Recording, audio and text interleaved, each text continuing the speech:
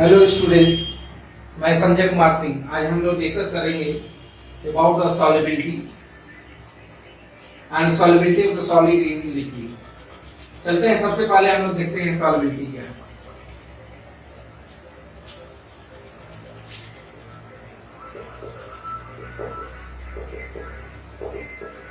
आप लोग एक्चुअल में जान चुके हैं saturated solution and unsaturated solution. Saturated solution क्या होता है? The solution in which maximum amount of solute are present is known as saturated solution।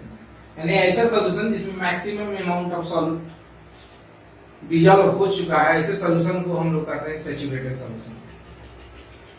यानी सैचुरेटेड अगर सॉल्यूशन हो गया है तो सिस्टम हमारा अगर टेम्परेचर कांस्टेंट है तो डायनेमिक इक्विलिब्रियम में आ गया है। जैसे हम ले लेते हैं एक सिंपल तरीका समझने के लिए, सॉल्यूट है, यहाँ सॉल्वेंट है और एक दोनों मिलकर बना रहा है, आपको ऐसे भी लिख सकते हैं उसको सॉल्यूशन। तो सॉल्यूट को हम डिसॉल्व कर चुके हैं सॉल्वेंट में और हमारा बन चुका है सॉल्यूशन। और कंसंट्रेटेड सॉल्यूशन है, इसका मतलब है मैक्सिमम अमाउंट ऑफ सॉल्यूट है। अगर हम एक ले लेते हैं कंटेनर और यहाँ ले लीजिए वाटर और इसमें शुगर डिसॉल्व किए हैं। शुगर डिसॉल्व करते जाएंगे एक सिचुएशन ऐसा होगा कि उसमें शुगर का मैक्सिमम अमाउंट होगा। अगर उसमें और शुगर एक्स्ट्रा डालेंगे तो शुगर क्या होगा, अनडिसॉल्व पार्टिकल हो जाएगा, शुगर का नीचे बैठ जाएगा और डिसॉल्व नहीं होगा। यानी अगर सॉल्यूशन के कांटेक्ट में अनडिसॉल्व पार्टिकल आ जाए, इसका मतलब है कि कांस्टेंट टेंपरेचर पर इसमें सॉल्यूट का अमाउंट मैक्सिमम है, क्योंकि यहाँ कुछ अनडिसॉल्व पार्टिकल है, इसमें मैक्सिमम अमाउंट ऑफ सॉल्यूट का है। यहाँ हमको डिफाइन करना है सॉल्युबिलिटी। एक्चुअल में सॉल्युबिलिटी होता क्या है आप जानते होंगे। तो सॉल्युबिलिटी एक्चुअल में मैक्सिमम अमाउंट ऑफ सॉल्यूट होता है सॉल्वेंट के फिक्स अमाउंट में। यहाँ एक चीज ध्यान देना कि सॉल्वेंट का अमाउंट फिक्स करना है, और जो भी हम सॉल्यूशन की बात करते हैं सैचुरेटेड सॉल्यूशन, तो वहां टेंपरेचर कांस्टेंट रहता है, टेंपरेचर फिक्स होता है। रूम टेंपरेचर है तो यहाँ टेंपरेचर और रूम टेंपरेचर हम लेंगे और उसमें सॉल्यूट डिसॉल्व कर रहे हैं तो मैक्सिमम जो अमाउंट होगा सॉल्यूट का एक fix amount of solvent eight a constant temperature, तो उसको हम लोग बोलते हैं solubility. Maximum amount of solute जो डिसॉल्व किया जा सकता है एक फिक्स अमाउंट ऑफ सॉल्वेंट में एक फिक्स टेंपरेचर पर। अगर गैस होगा तो वहां गैस की सॉल्युबिलिटी प्रेशर पर भी डिपेंड करता है, तो प्रेशर को भी हम लोग को कांस्टेंट लेना होगा, उसको भी स्पेसिफाइड करना है। तो इसका मतलब सॉल्युबिलिटी को डिफाइन करना है तो हमको क्या करना होगा, सॉल्वेंट के अमाउंट को स्पेसिफाइड करना होगा, फिक्स करना होगा, टेंपरेचर को स्पेसिफाइड करना होगा, फिक्स करना होगा, इन्हें डिफाइन करना होगा क्या है टेंपरेचर। और उसके बाद हम फिक्स अमाउंट जो सॉल्वेंट का होगा उसमें हम लोग सॉल्यूट डिसॉल्व करेंगे। सॉल्यूट डिसॉल्व करते जाएंगे एक सिचुएशन ऐसा होगा कि सॉल्यूट का मैक्सिमम अमाउंट डिसॉल्व हो जाएगा और उसमें एक्स्ट्रा सॉल्यूट डिसॉल्व करने की कोशिश करेंगे तो डिसॉल्व नहीं होगा, वो अनडिसॉल्व पार्टिकल नीचे होगा। तो ऐसे सॉल्यूशन को सैचुरेटेड सॉल्यूशन बोलेंगे। और इसमें जो maximum amount of solute dissolve हो चुका है उसी को हम लोग सॉल्युबिलिटी बोलते हैं। तो सॉल्युबिलिटी को डिफाइन करना है, मतलब सॉल्यूशन क्या होना चाहिए, सैचुरेटेड सॉल्यूशन होना चाहिए। और दो चीज, सॉल्वेंट का अमाउंट फिक्स होना चाहिए और टेंपरेचर भी फिक्स होना चाहिए। अब हम लोग इसको नोट करने जा रहे हैं, इसको नोट डाउन कर लीजिए एक्चुअल में सॉल्युबिलिटी है क्या।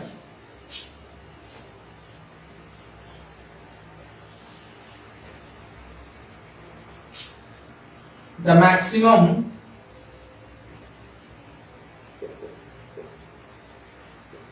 amount of substance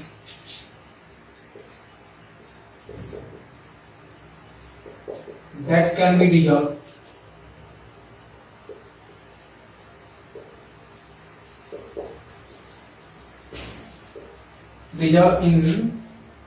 in a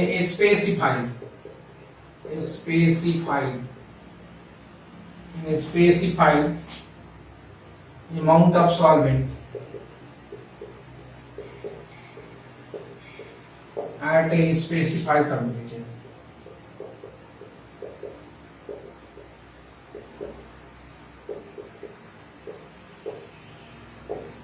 अगर गैस रहेगा तो यहाँ प्रेशर भी स्पेसिफाइड करना पड़ेगा। देखिए यानी सॉल्युबिलिटी के लिए मेन क्या टर्म्स है जिसको ध्यान देने योग्य है कि एक तो यहाँ मैक्सिमम अमाउंट ऑफ सॉल्ट या सब्सटेंस, एक तो मैक्सिमम अमाउंट होना चाहिए जो भी डिजॉल्व कर रहे हैं हम सॉल्वेंट में डिजॉल्व कर रहे हैं सॉल्यूट को और एक सॉल्यूशन बन रहा है सैचुरेटेड सॉल्यूशन। एक तो सॉल्यूट का मैक्सिमम अमाउंट होना चाहिए, मैक्सिमम अमाउंट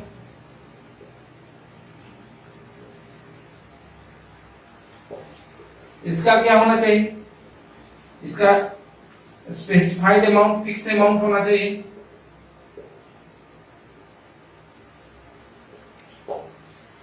और जो सॉल्यूशन बन रहा है उसका टेम्परेचर क्या होगा, पूरे सिस्टम का टेम्परेचर कांस्टेंट होना चाहिए, टेम्परेचर डिफाइंड होना चाहिए। तो जो हमारा सॉल्यूट का अमाउंट होगा, मैक्सिमम अमाउंट सॉल्यूट का होगा सॉल्वेंट के अंदर, एक स्पेसिफाइड अमाउंट, एक फिक्स अमाउंट सॉल्वेंट के अंदर, उसको हम लोग बोलेंगे सॉल्युबिलिटी। इसको एग्जांपल के हेल्प से आसानी से समझ सकते हैं। एक कंटेनर ले लो है, चलिए इसमें 1 लीटर वाटर ले रहे हैं। अब देखना है 25 डिग्री सेंटीग्रेड टेम्परेचर ले रहे हैं, टेम्परेचर इसका ले रहे हैं 25 यानी 298 केल्विन। टेम्परेचर को स्पेसिफाइड कर दिए, फिक्स कर लीजिए टेम्परेचर को। वाटर का वॉल्यूम भी फिक्स हो गया 1 लीटर। अब इसमें क्या करेंगे, शुगर डिजॉल्व करते हैं। इसमें हम शुगर डिजॉल्व करेंगे, शुगर को डिजॉल्व करते जाएंगे। अगर इसमें और भी शुगर डिजॉल्व कर सकते हैं तो ऐसे सॉल्यूशन को क्या बोलते हैं, अनसैचुरेटेड सॉल्यूशन। इसमें एक भी अनडिजॉल्व पार्टिकल नहीं रहेगा। अब इसमें शुगर डिजॉल्व करते जाएंगे, एक सिचुएशन ऐसा होगा कि अगर उसके बाद अगर एक भी पार्टिकल शुगर का जाएगा यहाँ तो अनडिजॉल्व होगा, यानी उस सिचुएशन को हम लोग क्या बोलेंगे, सैचुरेटेड सॉल्यूशन। तो शुगर हम डिजॉल्व करते जाएंगे। हो सकता है मान लीजिए 400 ग्राम शुगर डिजॉल्व हो गया 1 लीटर वाटर में, तो यहाँ वाटर सॉल्वेंट है।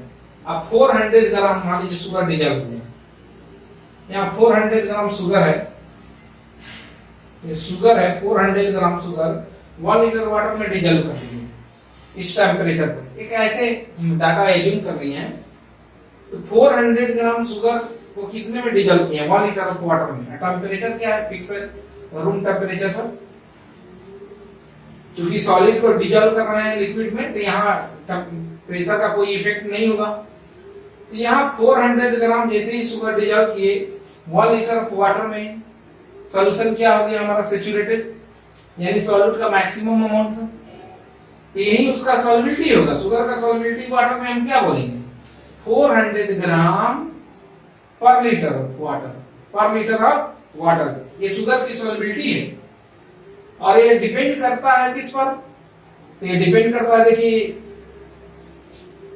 जो यहाँ ये क्या है सॉल्वेंट है, उसकी अमाउंट पर डिपेंड करेगा, यानी यहाँ अगर वॉल्यूम ले रहे हैं तो वॉल्यूम पर डिपेंड करेगा। दूसरा ये शुगर के नेचर पर डिपेंड करेगा, दूसरा ये तो अमाउंट पर डिपेंड करेगा ही, साथ ही साथ इसके नेचर पर भी डिपेंड करता है। अगर वॉल्यूम को स्पेसिफाइड कर दें, अमाउंट को फिक्स कर दें, तो सिर्फ इसके नेचर पर डिपेंड करेगा, यानी सॉल्यूट के नेचर पर डिपेंड करेगा, सॉल्वेंट के नेचर पर डिपेंड करेगा, साथ ही साथ किस पर डिपेंड कर रहा है, टेम्परेचर पर। और गैस को डिजॉल्व कर रहा है तो गैस की जो सॉल्युबिलिटी होगा लिक्विड में, उसमें प्रेशर का भी इफेक्ट होगा। देखिए हम सॉलिड डिजॉल्व कर रहे हैं लिक्विड में, तो सॉलिड की सॉल्युबिलिटी लिक्विड में प्रेशर, इसमें प्रेशर का कोई इफेक्ट नहीं होता है। तो आप आसानी से सॉल्युबिलिटी समझ गए होंगे। अगर यहाँ शुगर की सॉल्युबिलिटी जानी है इस टेम्परेचर पर 298 केल्विन पर, तो क्या होगा 400 ग्राम पर लीटर ऑफ सॉल्वेंट, पर लीटर ऑफ सॉल्वेंट, ये वाटर की सॉल्युबिलिटी होगा। इसमें एक चीज ध्यान देने वाली बात है, यहाँ टेम्परेचर को स्पेसिफाइड किया गया।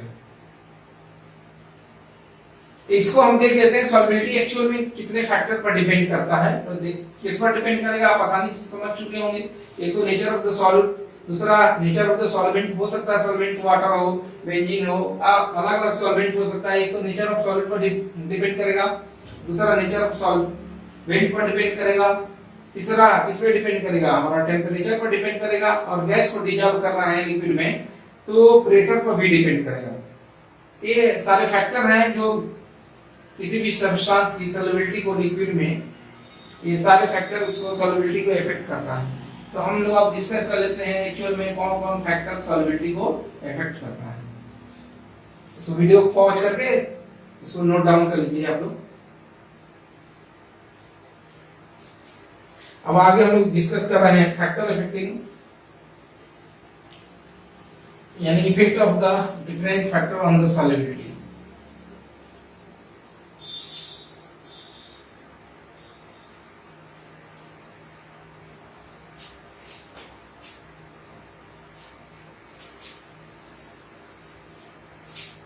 सॉल्युबिलिटी देखते हैं किस पे डिपेंड करता है। Solubility depends on the following factors, on the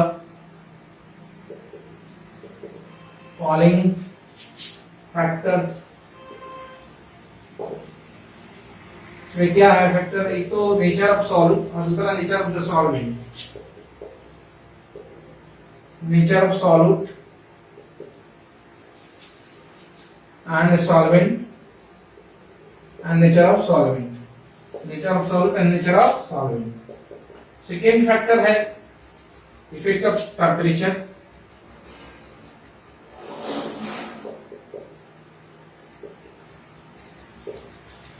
अगर गैस है तो उस पर प्रेशर का भी इफेक्ट होगा, इफेक्ट ऑफ प्रेशर। तो सॉल्युबिलिटी किस पर डिपेंड करता है, सॉल्युबिलिटी डिपेंड करता है नेचर ऑफ सॉल्यूट पर, नेचर ऑफ द सॉल्वेंट पर, टेम्परेचर पर डिपेंड करता है और प्रेशर पर डिपेंड करता है।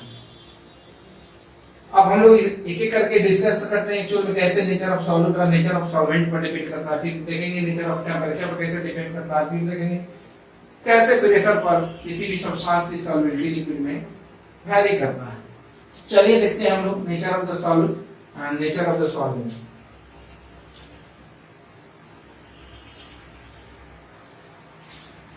देखिए ऐसा कहा जाता है कि लाइक डिजॉल्व्स लाइक। जैसे सोसाइटी में आप लोग देखते हैं कि जिस टाइप के बच्चे होंगे, जिस टाइप के स्टूडेंट होंगे, जैसा उनका नेचर होगा उसी टाइप के स्टूडेंट को लाइक करते हैं, उनका दोनों का बिहेवियर मैच करना चाहिए। वैसा ही यहाँ केमिस्ट्री में भी हम लोग देखते हैं like dissolves like, like dissolves like, like dissolves like. इसका मतलब क्या है एक्चुअल में, इसको समझाया। लाइक डिजॉल्व्स लाइक का मतलब क्या है, जब भी हम लोग कोई भी सॉल्यूट को डिजॉल्व करने जाते हैं सॉल्वेंट में, तो सॉल्यूट क्या होगा हमारा, या तो पोलर होगा या तो नॉन पोलर होगा। उसी तरह सॉल्वेंट क्या हो सकता है, पोलर होगा या नॉन पोलर होगा। तो लाइक डिजॉल्व्स लाइक करने का मतलब क्या है, अगर सॉल्यूट हमारा पोलर है तो किसमें डिजॉल्व होगा, पोलर सॉल्वेंट में। उसी तरह अगर सॉल्यूट नॉन पोलर है तो किसमें डिजॉल्व होगा, नॉन पोलर सॉल्वेंट। अगर हम सॉल्यूट पोलर ले लिए और सॉल्वेंट नॉन पोलर लिए तो ये सॉल्यूट डिजॉल्व नहीं होगा। उसी तरह अगर सॉल्यूट हम नॉन पोलर ले लिए और सॉल्वेंट पोलर ले लेंगे, इस सिचुएशन में भी हमारा सॉल्यूट सॉल्वेंट में डिजॉल्व नहीं होगा। तो इस तरह से सॉल्युबिलिटी को जब भी डिफाइन करना है तो देखना पड़ेगा कि सॉल्यूट का नेचर क्या है और सॉल्वेंट का नेचर क्या है। अगर दोनों का नेचर सेम है तो सॉल्युबिलिटी अधिक होगा, और नेचर सेम नहीं है तो सॉल्युबिलिटी की वैल्यू बहुत कम होगा, यानी सॉल्यूट बहुत कम डिजॉल्व होगा सॉल्वेंट में। तो इसको एग्जांपल के हेल्प से हम समझना चाहेंगे। मान लीजिए हम ले लेते हैं यहाँ सॉल्यूट और यहाँ ले लेते हैं सॉल्वेंट। एक सिंपल है जनरल एग्जांपल ले लेते हैं। मान लीजिए आपका जो सॉल्यूट है पोलर है, तो पोलर है और सॉल्वेंट भी पोलर है। अगर सॉल्यूट भी पोलर है, सॉल्वेंट भी पोलर है, तो सॉल्युबिलिटी का अधिक होगा, ये आसानी से इसमें डिजॉल्व हो जाएगा। अगर सॉल्यूट हमारा नॉन पोलर है, और सॉल्वेंट भी नॉन पोलर है, तब तो आसानी से समझ सकते हैं क्या होने वाला है। ये नॉन पोलर, ये भी नॉन पोलर, तब यहाँ फिर एक बार सॉल्वेंट आसानी से सॉल्वेंट में डिजॉल्व हो जाएगा। अब हम क्या करते हैं, सॉल्वेंट को पोलर ले लेते हैं और इसको क्या ले लेते हैं, इसको नॉन पोलर ले लेते हैं। क्या होगा बताइए, अगर सॉल्वेंट पोलर है, सॉल्वेंट नॉन पोलर है, तो डिजॉल्व होगा। अगर होगा भी तो बहुत कम अमाउंट डिजॉल्व होगा, ये इजीली डिजॉल्व नहीं होगा। अगर हम ले लेते हैं इसको नॉन पोलर, इसको ले लेते हैं पोलर, तो क्या होगा, देखिए ये नॉन पोलर है, ये पोलर है, यानी सॉल्वेंट हमारा क्या है, नॉन पोलर है, और सॉल्वेंट क्या है, पोलर है। फिर यहाँ प्रॉब्लम क्रिएट होगा, ये सॉल्वेंट इसमें डिजॉल्व नहीं होगा, होगा भी तो बहुत कम होगा। यानी कौन सॉल्वेंट की सॉल्वेंट में आसानी से डिजॉल्व होगा, ये पोलर है तो पोलर में डिजॉल्व हो जाएगा, नॉन पोलर है तो नॉन पोलर में डिजॉल्व हो जाएगा। ये देखिए यहाँ पोलर है लेकिन ये नॉन पोलर है, इसलिए इसमें इजीली डिजॉल्व नहीं होगा। ये क्या है, नॉन पोलर है, ये पोलर है, फिर यहाँ दोनों का नेचर मैच नहीं कर रहा है, इसलिए इसमें इजीली डिजॉल्व नहीं होगा। तो यहाँ हम लोग क्लियर हो चुका है कि जो सॉलिड का सॉल्युबिलिटी होता है, एक तो सॉलिड पर भी डिपेंड करता है, सॉलिड के नेचर पर डिपेंड करता है, दूसरा सॉल्वेंट के नेचर पर भी डिपेंड करता है। कुछ एग्जांपल के हेल्प से हम ले सकते हैं इसको, जैसे polar, solid polar, solvent polar. यहां ले लेते हैं, देखिए अगर हम HCl ले लें और उसको डिजॉल्व करना चाहेंगे वाटर में, तो इजीली डिजॉल्व हो जाएगा, क्योंकि HCl भी पोलर है और वाटर भी पोलर है। अगर जानते होंगे तो ऐसा इसमें डाइपोल क्रिएट होता है HCl में, पार्शियल पॉजिटिव और पार्शियल नेगेटिव, और वाटर भी पोलर है, यहाँ पार्शियल नेगेटिव, यहाँ पार्शियल पॉजिटिव, यहाँ negative sign, partial negative charge, यहाँ पार्शियल पॉजिटिव चार्ज। इनके बीच में क्या होता है, डाइपोलर इंटरेक्शन होता है, इसके चलते सॉल्युबिलिटी बढ़ जाता है। डाइपोल इंटरेक्शन के चलते सॉल्युबिलिटी यहाँ बढ़ जाएगा। अगर पोलर है पोलर सॉल्वेंट है तो उसके चलते सॉल्युबिलिटी बढ़ जाएगा। अगर हम ले लें इसको, आप नोट कर लें पहले, उसके बाद एग्जांपल लेकर हम एक्सप्लेन कर रहे हैं। वीडियो को पॉज करके इसको नोट डाउन करें।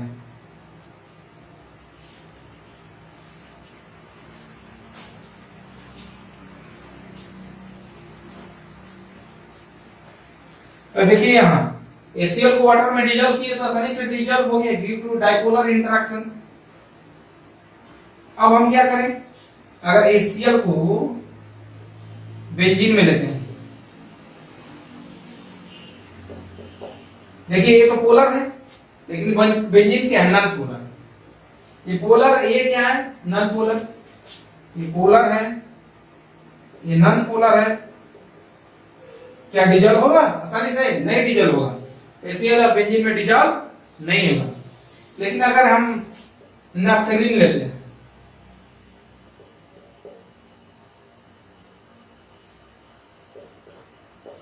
इसको बेंजीन में डिजॉल्व करना चाहते हैं, नैप्थेलीन को बेंजीन में डिजॉल्व करना चाहते हैं, ये क्या है, ये आपका नॉन पोलर है, ये नॉन पोलर सब्सटेंस, ये क्या है, पोलर सब्सटेंस।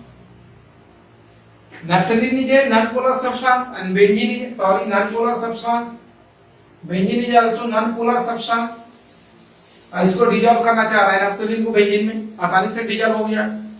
लेकिन इसी नैप्थेलीन को अगर वाटर में डिजॉल्व करना चाहेंगे तो ये वाटर में डिजॉल्व नहीं होगा, क्योंकि वाटर पोलर है, नैप्थेलीन क्या है, नॉन पोलर। इस तरह नैप्थेलीन वाटर में डिजॉल्व नहीं होगा। उसी तरह अगर हम चाहें कि बेंजीन को वाटर में डिजॉल्व करें तो ये भी डिजॉल्व नहीं होगा, क्योंकि ये क्या है, नॉन पोलर, और वाटर क्या है, पोलर, ये भी वाटर में डिजॉल्व नहीं होगा। तो अगर सॉल्युबिलिटी देखना है तो सब क्या हम लोग देखेंगे, ये फैक्टर इफेक्ट कर रहा है सॉल्युबिलिटी का, नेचर ऑफ द सॉल्वेंट और नेचर ऑफ द सॉल्वेंट। अब हम लोग देखेंगे next factor, effect of the temperature on the solubility. इसको डिस्कस कर लेते हैं, effect of the temperature. Example को नोट डाउन कर लीजिएगा आप लोग वीडियो पॉज करके।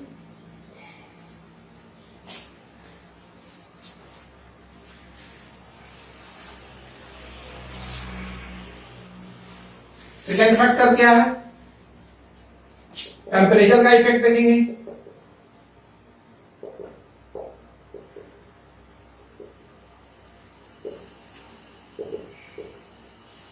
देखिए इफेक्ट ऑफ टेम्परेचर देखना है, इसके लिए थोड़ा सा हम लोग थर्मोडायनेमिक्स में जाना होगा।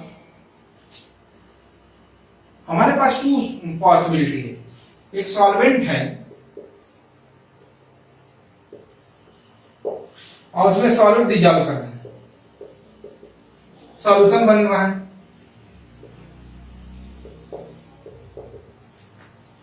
यहां देखिए टू पॉसिबिलिटी क्या है, हो सकता है जब सॉल्वेंट में सॉलिड को डिजॉल्व कर रहे हैं तो एनर्जी रिलीज हो रहा है। ऐसे रिएक्शन को हम लोग बोलते हैं, ऐसे प्रोसेस को बोलते हैं एक्सोथर्मिक प्रोसेस, यानी डेल्टा एच की जो वैल्यू होगा नेगेटिव होगा। ऐसा भी हो सकता है कि सॉलिड को डिजॉल्व कर रहे हैं, सॉल्यूशन बनाने के लिए हीट की रिक्वायरमेंट है, यहाँ सिस्टम को हीट देना पड़ेगा, तो ऐसे प्रोसेस को हम लोग बोलते हैं एंडोथर्मिक प्रोसेस। तो आपके पास टू पॉसिबिलिटी है, हो सकता है हमारा प्रोसेस जो सॉल्यूशन बना रहे हैं वो एंडोथर्मिक भी हो सकता है एक्सोथर्मिक।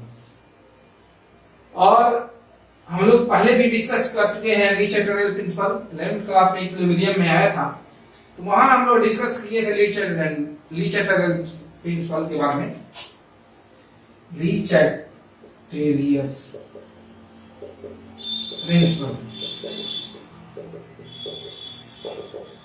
क्या था? ली चैटरल प्रिंसिपल, ली चैटरल प्रिंसिपल के अकॉर्डिंग अगर हम किसी भी सिस्टम का टेम्परेचर बढ़ा रहे हैं तो किधर, अगर टेम्परेचर बढ़ाते हैं तो इंडोथर्मिक की तरफ जाता है और टेम्परेचर घटाते हैं तो एक्सोथर्मिक की तरफ। मान लीजिए टेम्परेचर इंक्रीज कर रहे हैं तो रिएक्शन किधर जाएगा, रिएक्शन प्रोसीड करता है इंडोथर्मिक की तरफ।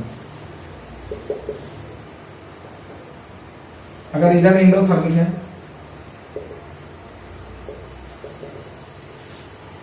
इस डायरेक्शन में जाएगा, इंडोथर्मिक की तरफ जाएगा। अगर टेम्परेचर बढ़ाएंगे तो इधर जाएगा इंडोथर्मिक की तरफ। तो क्या हुआ, टेम्परेचर अगर घटाएंगे तो किधर जाएगा, टेम्परेचर घटाएंगे तो ये एक्सोथर्मिक की तरफ जाएगा।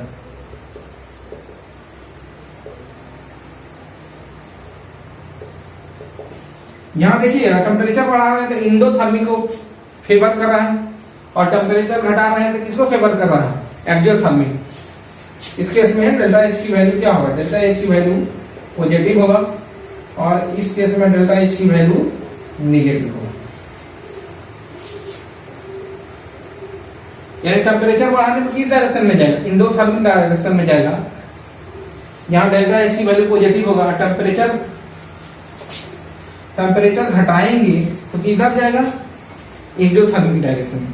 तो हमारे पास टू पॉसिबिलिटी है और दोनों पॉसिबिलिटी को लिख रहे हैं, नोट डाउन कर रहे हैं। क्या है केस, हो सकता है सॉलिड को सॉल्वेंट में डिजॉल्व कर रहे हैं तो एनर्जी रिलीज हो रहा है, यानी हमारा एक्सोथर्मिक प्रोसेस है। और एक्सोथर्मिक प्रोसेस है इसका मतलब क्या, व्हेन डेल्टा एच नेगेटिव, किसके लिए, for exothermic process, exothermic process यानी ऐसा प्रोसेस जिसमें एनर्जी रिलीज हो रहा है, सिस्टम में एंथैल्पी घट रहा है, सिस्टम में एनर्जी रिलीज कर रहा है। तो इस सिचुएशन में क्या होगा, टेम्परेचर बढ़ाएंगे तो सॉलिड जो सॉलिड है उसकी सॉल्युबिलिटी बढ़ेगा कि घटेगा। तो इस सिचुएशन में देखिए एनर्जी एक्चुअल में रिलीज हो रहा है, तो अगर टेम्परेचर बढ़ाएंगे तो इसके लिए फेवरेबल कंडीशन नहीं है। ऐसे सिचुएशन में हमको क्या करना है, अगर सॉलिड का सॉल्युबिलिटी बढ़ाना है सॉल्वेंट में तो टेम्परेचर घटाना होगा। अगर टेम्परेचर बढ़ाएंगे तो सॉल्युबिलिटी घट जाएगा सॉलिड का। तो अगर हमारा डेल्टा एच की वैल्यू नेगेटिव है यानी रिएक्शन क्या है, एक्सोथर्मिक है, तो इस सिचुएशन में क्या होगा, अगर टेम्परेचर बढ़ाएंगे, टेम्परेचर इंक्रीज करेंगे तो सॉल्युबिलिटी क्या करेगा, सॉल्युबिलिटी डिक्रीज करेगा। देखिए अभी जस्ट बता रहे थे कि जो सॉल्यूशन है हमारा क्या है, एक्सोथर्मिक प्रोसेस है। जब भी सॉल्यूट को सॉल्वेंट में डिजॉल्व कर रहे हैं, सॉल्यूशन प्रिपेयर हो रहा है तो एनर्जी रिलीज हो रहा है, यानी डेल्टा एच की वैल्यू नेगेटिव है। अकॉर्डिंग लीचेट-रेटल प्रिंसिपल अगर यहाँ टेम्परेचर बढ़ाएंगे तो इसके लिए फेवरेबल कंडीशन नहीं है, तो रिएक्शन किस डायरेक्शन में चला आएगा, बैकवर्ड डायरेक्शन में। तो जो सॉलिड डिजॉल्व है वो भी अनडिजॉल्व फॉर्म में बाहर आ जाएगा, यानी सॉलिबिलिटी घट जाएगा। लेकिन वहीं अगर हम टेम्परेचर घटा देंगे तो क्या होगा, टेम्परेचर घटा देंगे तो सॉलिबिलिटी बच्चा बढ़ जाएगा। यहां टेम्परेचर घटा देंगे तो सॉलिबिलिटी बढ़ जाएगा, क्योंकि इसके लिए क्या है, यहाँ पूरे जब हम सॉल्यूशन बना रहे हैं, प्रिपेयर कर रहे हैं, सॉलिड को सॉल्वेंट में डिजॉल्व कर रहे हैं, तो क्या है, कैसा प्रोसेस है, एक्टोथर्मिक प्रोसेस, एनर्जी रिलीज हुआ। तो उसके लिए क्या फेवरेबल कंडीशन है, टेम्परेचर बढ़ाना कि टेम्परेचर घटाना, टेम्परेचर घटाना। टेम्परेचर घटा रहे हैं यानी इसके लिए फेवरेबल कंडीशन है, यहाँ एनर्जी रिलीज हो रहा है, आप टेम्परेचर घटा रहे हैं तो इसके लिए तो फेवरेबल कंडीशन है, यानी सिस्टम से एनर्जी निकाल रहे हैं तो सॉल्युबिलिटी क्या हो जाएगा, सॉल्युबिलिटी बढ़ जाएगा।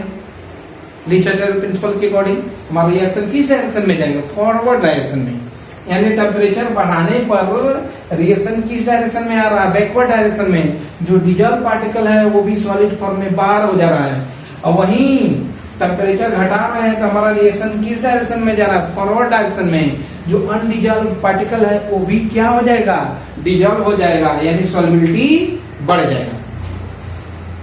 तो यहाँ आप आसानी से समझ गए होंगे कैसे इफेक्ट पड़ता है टेम्परेचर का जब किसी हम सॉलिड को सॉल्वेंट में डिजॉल्व करते हैं और सॉल्यूशन बनाते हैं। अब हम लोग देखेंगे इफेक्ट ऑफ द प्रेशर।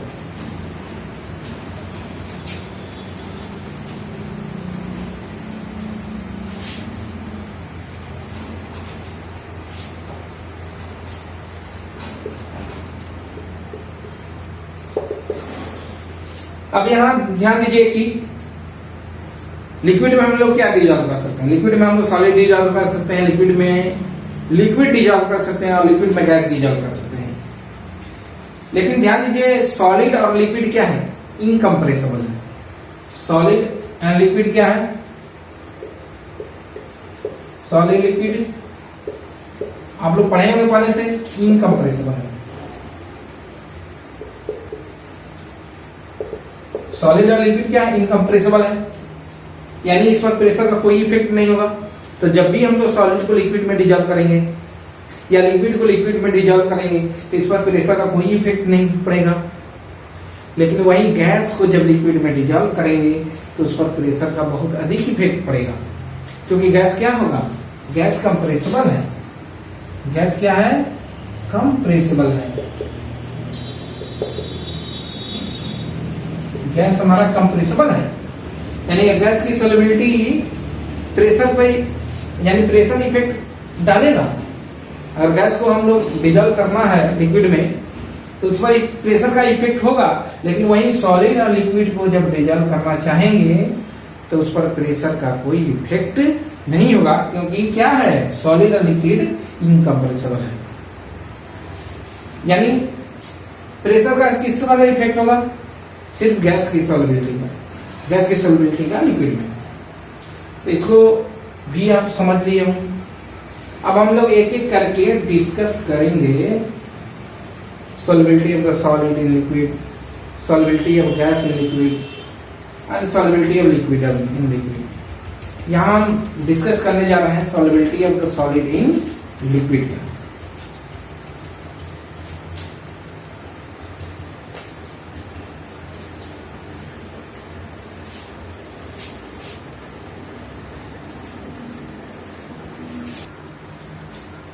अब हम लोग देखेंगे solubility of solid in liquid.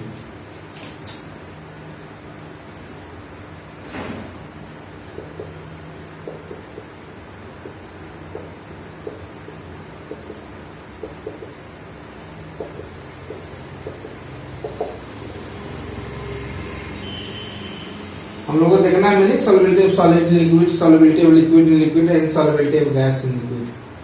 तो सबसे पहले हम लोग इसको डिस्कस कर लेते हैं, solubility of solid in liquid. तो आप पहले भी देख चुके हैं, सॉल्युबिलिटी में हमने डिस्कस किया था सॉल्युबिलिटी किस पे डिपेंड करता है, एक तो nature of the solute and solvent, दूसरा टेम्परेचर का इफेक्ट देखा था, फिर प्रेशर का इफेक्ट देखा था। तो हम लोग देखते हैं सबसे पहले nature of the solute and solvent कैसे। इसको समझने के लिए क्या देखे थे हम लोग, like dissolves like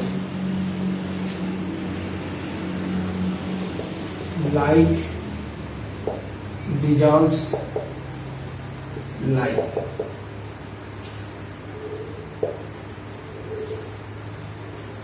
like।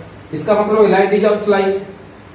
Solute और सॉल्वेंट क्या होना चाहिए, दोनों का नेचर सेम होना चाहिए। अगर दोनों का नेचर सेम होगा तो डिजॉल्व हो जाएगा, अगर दोनों का नेचर सेम नहीं होगा तो डिजॉल्व नहीं होगा, होगा भी तो बहुत कम अमाउंट डिजॉल्व होगा। इसके लिए जरूरी क्या है कि सॉल्यूट और सॉल्वेंट का नेचर सेम होना चाहिए। जैसे हम लेते हैं सोडियम क्लोराइड, NaCl को वाटर में डिजॉल्व करना चाहते हैं, जैसे ही वाटर में जाता है क्या बन जाता है, Na प्लस एक्वस और Cl माइनस एक्वस, सॉलिड है। वाटर में डिजॉल्व होने के बाद ये हो जाता है, इस फॉर्म में आयन के फॉर्म में टूट जाता है। तो कैसे NaCl डिजॉल्व होता है वाटर में, यहाँ देखिए NaCl अगर देखा जाए तो एक आयनिक कंपाउंड है, NaCl Na प्लस और Cl माइनस आयनिक कंपाउंड है, यानी Na प्लस और Cl माइनस ये आयन के फॉर्म में एग्जिस्ट करता है। और वाटर क्या है, वाटर एक पोलर कंपाउंड है, इसमें पोलर होता है, जो भी कोवलेंट बॉन्ड होता है पोलर होता है। तो जिसके चलते यहाँ आयन और इसके जो डाइपोल है उनके बीच में इंटरेक्शन होता है, और इसी आयन डाइपोलर इंटरेक्शन के चलते सोडियम क्लोराइड इजीली डिजॉल्व हो जाता है वाटर में।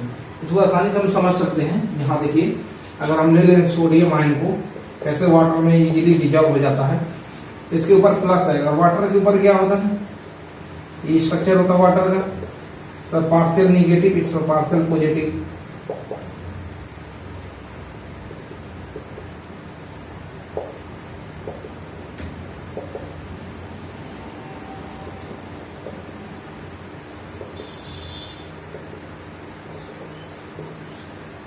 वाटर सोडियम आयन के चारों तरफ वाटर मॉलिक्यूल लेयर फॉर्म होता है।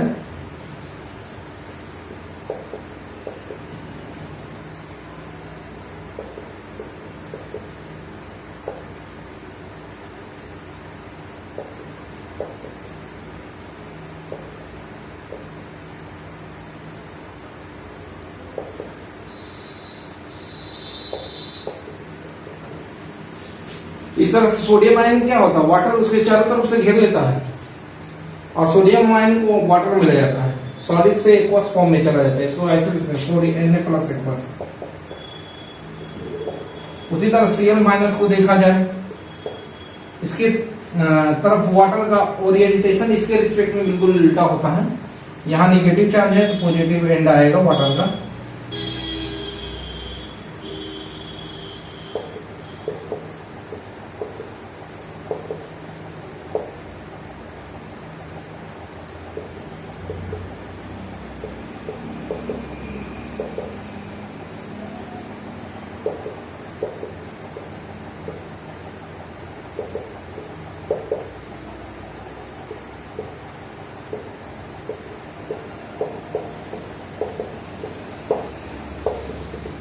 इस तरह से Cl माइनस भी वाटर में डिजॉल्व हो जाता है, तो Cl माइनस एक्वस लिखते हैं।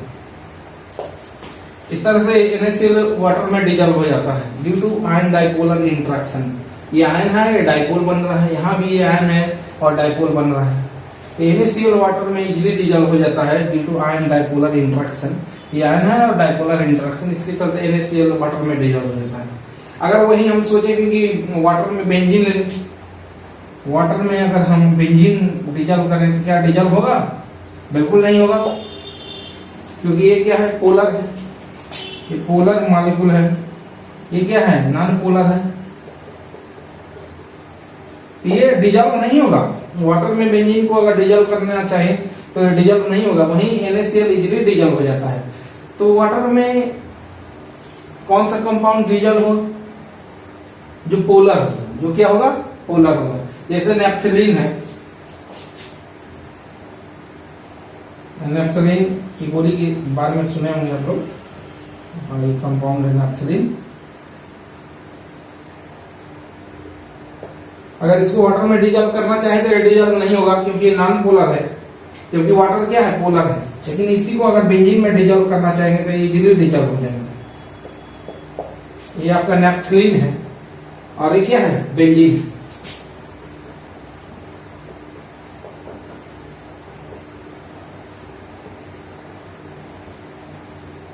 तो नैप्थलीन वाटर में डिजॉल्व नहीं होगा, लेकिन बेंजीन में डिजॉल्व हो जाएगा। क्यों? क्योंकि ये क्या है, आपका नॉन पोलर है, ये भी क्या है, नॉन पोलर।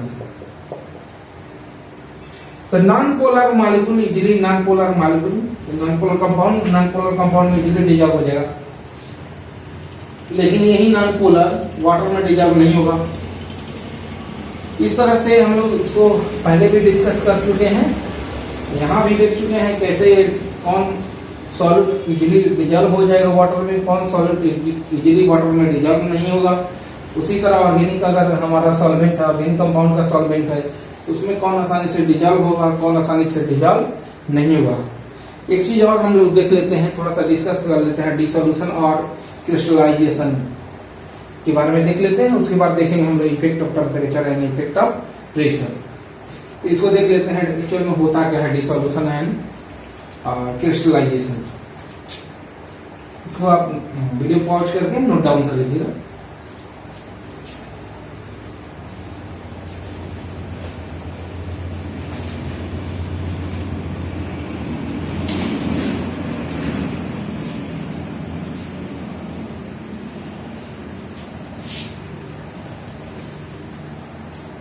एक सॉल्यूशन हम लोग सबसे पहले प्रिपेयर करते हैं।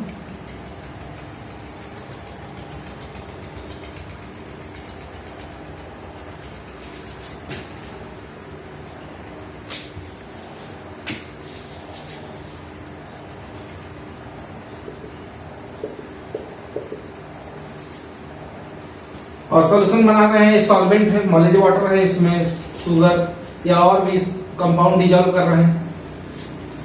डिजॉल्व करते करते एक स्टेट ऐसा आ जाता है, मान लीजिए टेम्परेचर कांस्टेंट फिक्स है, एक ऐसा स्टेट आता है कि अगर उसमें और भी सॉलिड पार्टिकल डिजॉल्व करना चाहेंगे तो डिजॉल्व नहीं होगा, वो सॉलिड फॉर्म में नीचे बैठ जाएगा कंटेनर के। सॉलिड फॉर्म में यहां होगा, यानी इसमें सॉलिड का क्या है, मैक्सिमम अमाउंट है। सॉलिड का मान लीजिए मैक्सिमम अमाउंट डिजॉल्व हो गया।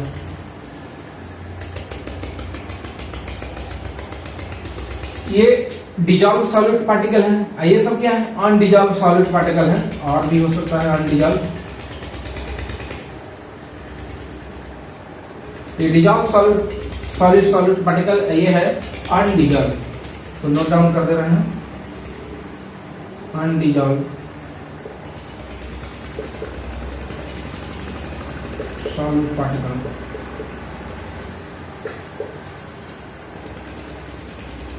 ये क्या है, डिजॉल्व सॉलिड पार्टिकल।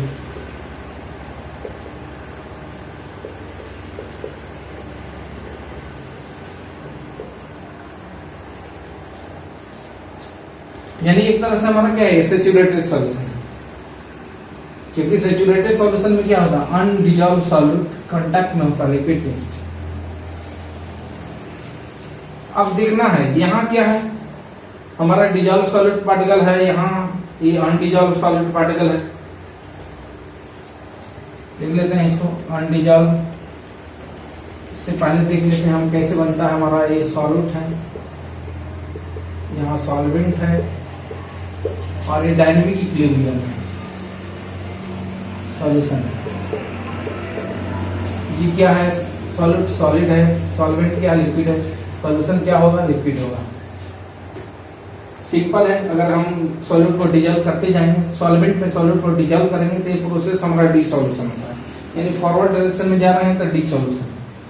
अगर बैकवर्ड डायरेक्शन में आएंगे तो जो डिजॉल्व सॉलिड पार्टिकल है वो क्या होगा, बाहर हो जाएगा, सॉल्यूशन से बाहर हो जाएगा अनडिजॉल्व सॉलिड पार्टिकल के फॉर्म में, और बैकवर्ड डायरेक्शन में आएंगे तो जो सॉलिड एक्स्ट्रा सॉलिड पार्टिकल, बहुत सारे सॉलिड पार्टिकल सॉल्यूशन से बाहर हो जाएंगे, इस प्रोसेस को हम लोग बोलते हैं क्रिस्टलाइजेशन।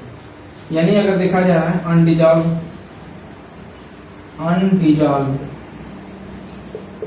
सॉलिड पार्टिकल्स इसमें हो जा रहा है, सॉल्यूशन में जा रहा है, तो ये क्या हो जाएगा, डिजॉल्व सॉलिड पार्टिकल्स।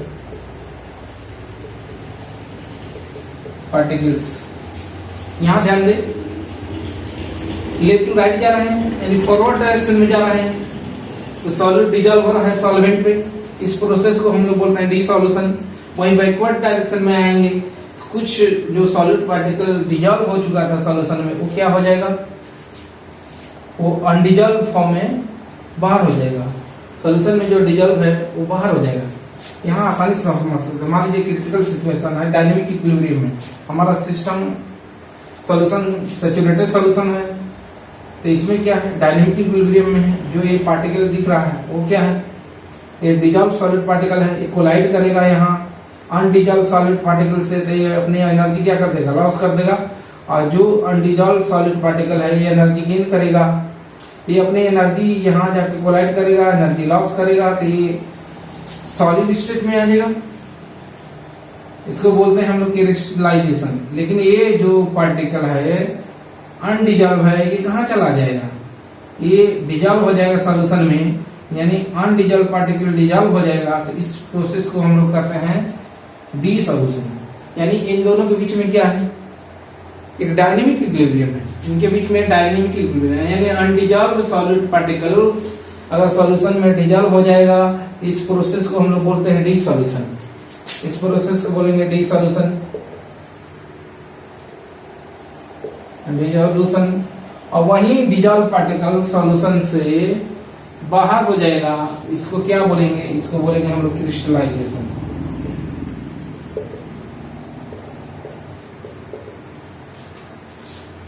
अगर हमारा सिस्टम सैचुरेटेड सॉल्यूशन है, सिस्टम डायनेमिक इक्विलिब्रियम में है, तो क्या होगा, the rate of dissolution is equal to rate of crystallisation.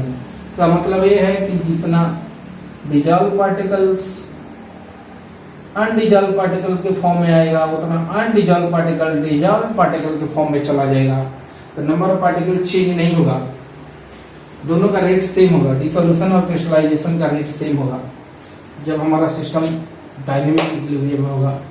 एक कंडीशन ये है, एक तरह से सैचुरेटेड सॉल्यूशन होगा। तब यहां अभी देख सकते हैं आप कि सॉलिड पार्टिकल क्या हो रहा है, सॉल्वेंट में और मोर सॉलिड डिजॉल्व कर रहे हैं, रिएक्शन फॉरवर्ड में जा रहा है, यानी डिसॉल्यूशन। वहीं बैकवर्ड डायरेक्शन में आ रहा है, तो जो डिजॉल्व सॉलिड पार्टिकल है वो सॉलिड फॉर्म में बाहर आ जाएगा, इस प्रोसेस को बोलेंगे क्रिस्टलाइजेशन।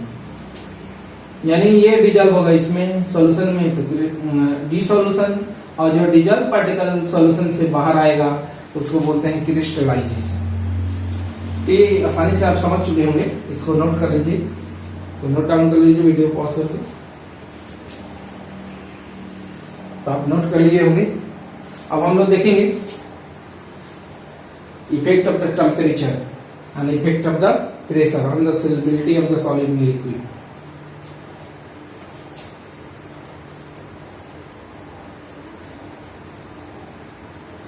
तो देख लिया जाता है यहाँ इफेक्ट ऑफ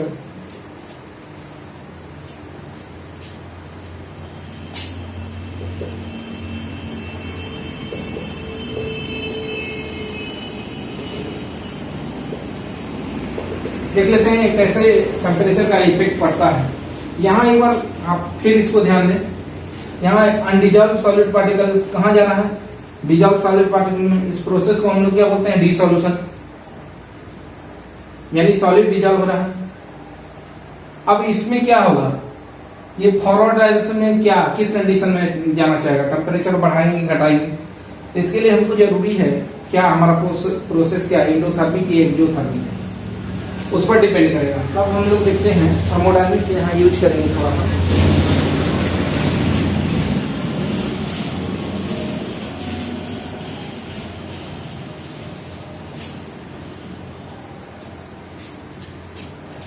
इसमें दो केस बनेगा। एक केस 1, अगर डेल्टा एच क्या है, पॉजिटिव है, यानी एंडोथर्मिक प्रोसेस है। डेल्टा एच क्या है, मिक्सिंग ऑफ सॉल्यूशन, एक तरह से सॉल्यूशन का जो सॉल्यूशन बना रहे हैं एंडोथर्मिक है।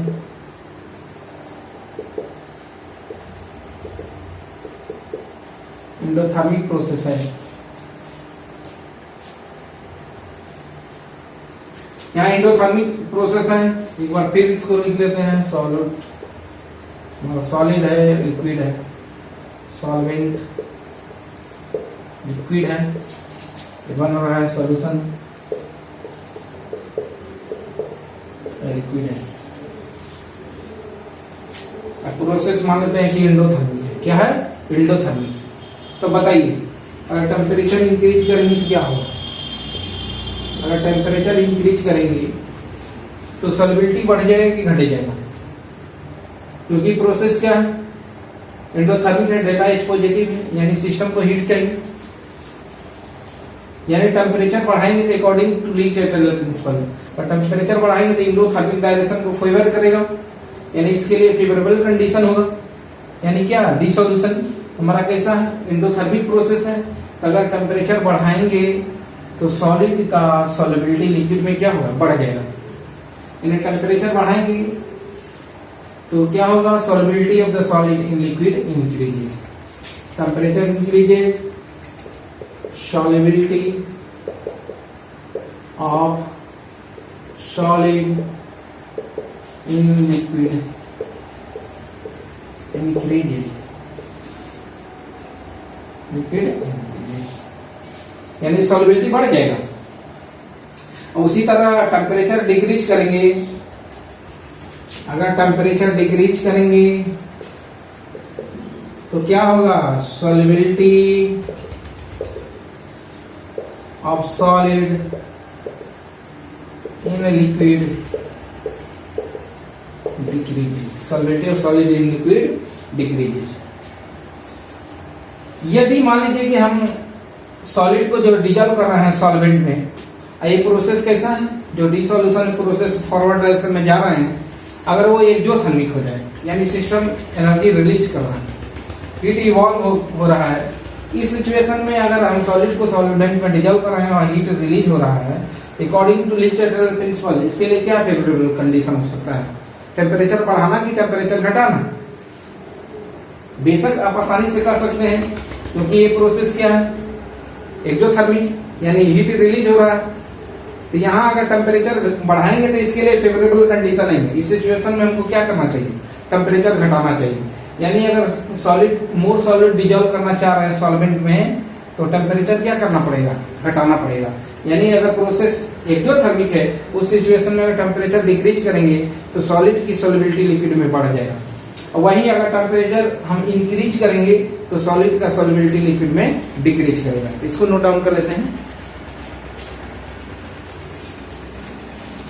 केस 2 क्या होगा, तो सॉल्यूशन का एंथैल्पी नेगेटिव है, जो सॉल्यूशन बन रहा है, प्रिपेयर कर रहे हैं, उसमें जो एंथैल्पी चेंज हो रहा है वो नेगेटिव है, यानी exothermic process.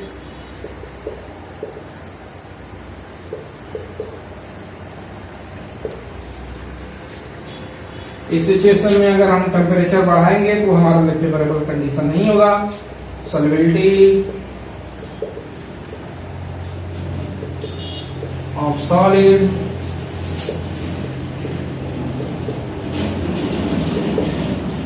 in liquid decreases।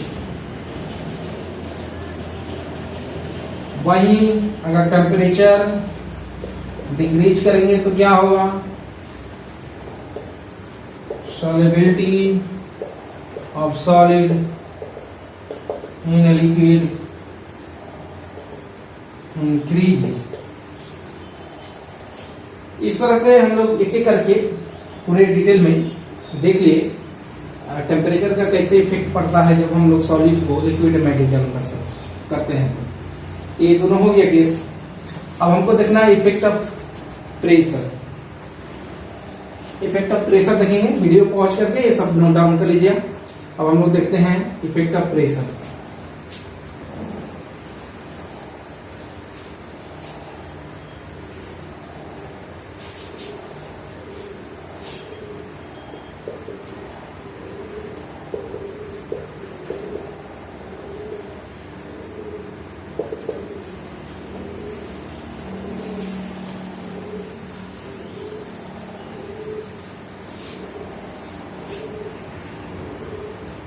एक बार फिर से देख रहे हैं, जैसे सॉलिड को डिजॉल्व कर रहे हैं सॉल्वेंट में, क्या बन रहा है, सॉल्यूशन बन रहा है।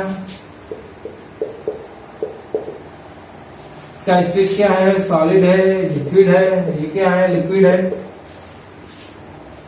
ध्यान दीजिए, हाँ सॉल्वेंट क्या हमारा, लिक्विड है, उसमें डिजॉल्व करने जा रहे हैं किसको, सॉलिड को, यानी सॉलिड क्या है, सॉलिड फॉर्म में, सॉल्वेंट क्या है, लिक्विड फॉर्म में। अब हमको देखना है इफेक्ट ऑफ प्रेशर। इसमें हम सॉलिड को लिक्विड में डिजॉल्व कर रहे हैं, प्रेशर क्या इफेक्ट पड़ता है, सॉलिड पर प्रेशर का इफेक्ट नहीं पड़ता है, क्योंकि सॉलिड क्या इनकम्प्रेसिबल। उसी तरह सॉल्वेंट पर भी प्रेशर का कोई इफेक्ट नहीं पड़ेगा, क्योंकि यहाँ सॉल्वेंट लिक्विड फॉर्म में है, और लिक्विड भी हमारा होता है इनकम्प्रेसिबल। इस तरह से अगर हम सॉलिड को सॉल्वेंट में डिजॉल्व करना चाहेंगे तो उस पर प्रेशर का कोई इफेक्ट नहीं पड़ेगा, क्योंकि हमारा सॉलिड और लिक्विड क्या है, सॉलिड और liquid.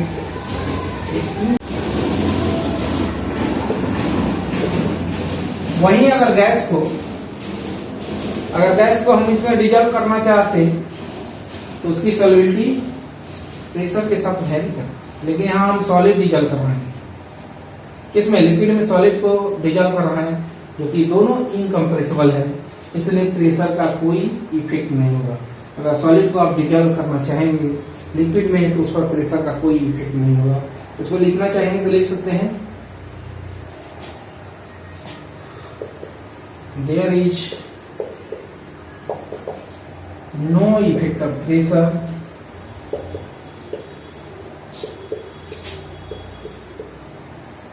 on the solubility of solid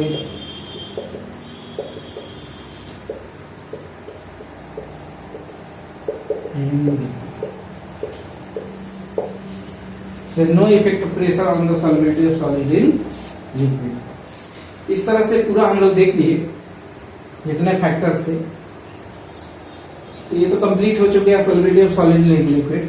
आज यहीं इसको हम लोग क्लोज करते हैं। नेक्स्ट क्लास में हम लोग डिस्कस करेंगे solubility of the gas in liquid. तो आज यही क्लोज करते हैं। Thank you.